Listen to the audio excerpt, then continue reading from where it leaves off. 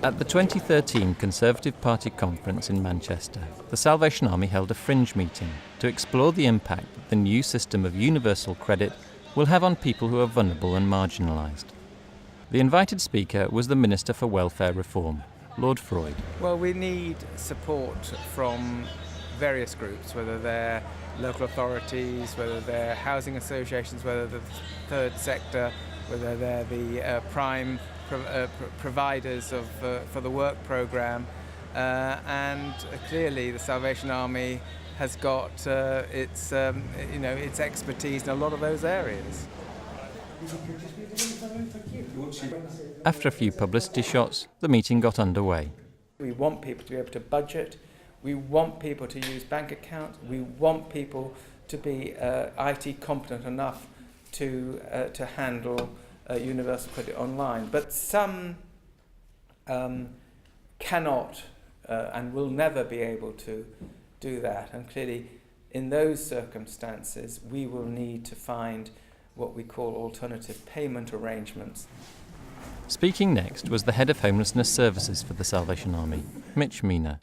So if universal credit is to work for all, then additional effort will need to be made for the people we serve. Those who face additional challenges. Mitch also introduced plans for helping people who experience benefit sanctions. I'm pleased to make available to you today a pilot version of our sanctions toolkit. These will be available for you.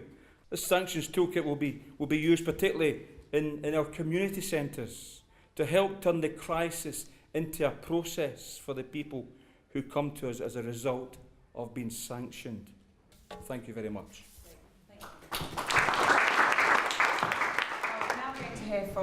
Isabel Hardman from The Spectator was chairing the meeting and invited panel members to respond. With universal credit. So Stephanie, do you want to start? The biggest challenges our residents are going to face is we do have a lot of complex people coming through our doors with a lot of complex needs, mental health, drug addiction, alcohol addiction, and some of them are not fully aware of all what actually is going on. Right. For a lot of our clients, one of the biggest issues is the money going monthly. Most of these people can't manage their money for a week. Now, if they can't manage it for a week, if they run out, say, in day 4, then for 3 days you can survive. But if you go monthly, for a lot of them, that's a real issue. Greatest challenge, I think, would be training and support. What's been discussed is the importance of things being right for the individual. And a blanket approach is obviously great for a lot of people, but sometimes there are people who are just not going to fit into that blanket approach. They need an individual solution. Next, the meeting opened up for questions.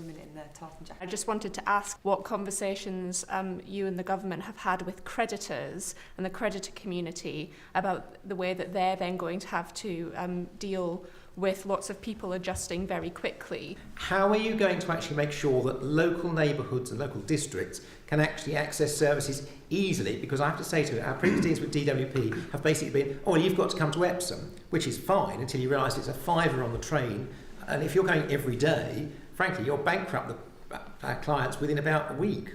But does he not accept that that does not address all of the issues in that area about some of the more vulnerable people who perhaps live in accommodation that doesn't fit the definition of exempt accommodation? I wonder what you feel about sort of areas like Crewe where it's such a high unemployment but wanting to get those people out of bed.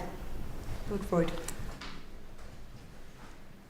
I mean, this is all real stuff in the sense that that's why we're doing this major exercise with the local support service framework.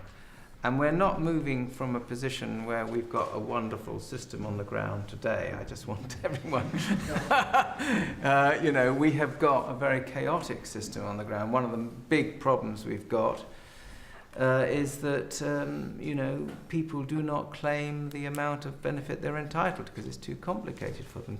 There will be some people who just cannot handle it, and for those we're going to have money. It's continuing to go in smaller drips, and that's just how it is. But I hope we can get as many people as possible, taking advantage of the new system. Okay, well, we've now run out of time, so thank you so much to all of you for coming and asking such detailed and informed questions, and please do give a round of applause for our panel.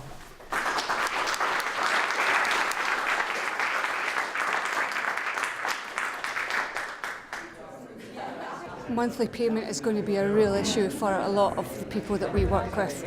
For some of them, bank accounts, getting direct debits is going to be a real issue because some of them don't have permanent housing, so therefore getting a bank account is sometimes a problem. Lots of them don't know how to use a computer, so that's going to be an issue for a lot of people as well. So while universal credit may simplify a lot of things, there are also a lot of side issues that will be big issues for people that will need to be sorted.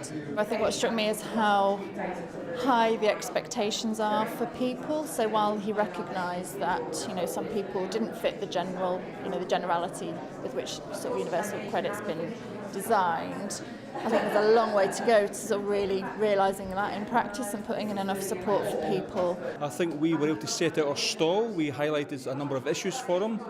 However, I don't think he's blind to the concerns we raised, but I think clearly there's some gaps in the preparation for universal credit, and he's going to have to do some more homework, I think.